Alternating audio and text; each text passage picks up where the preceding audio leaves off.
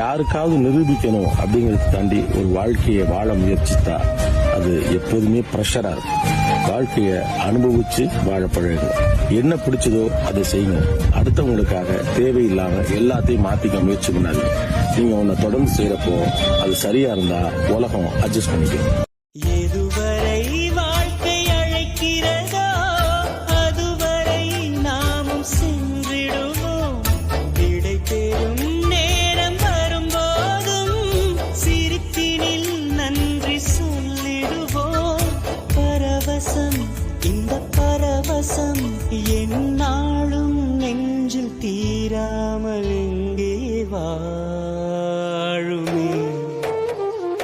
கடவுள் தந்த அழகிய வாழ்வு உலகம் முழுதும் அவனது வீடு.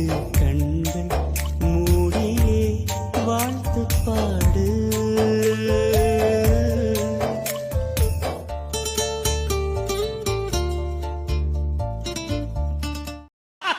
கையெழுத்து போட்டால் என்ன, தலையெழுத்து மாறுமா?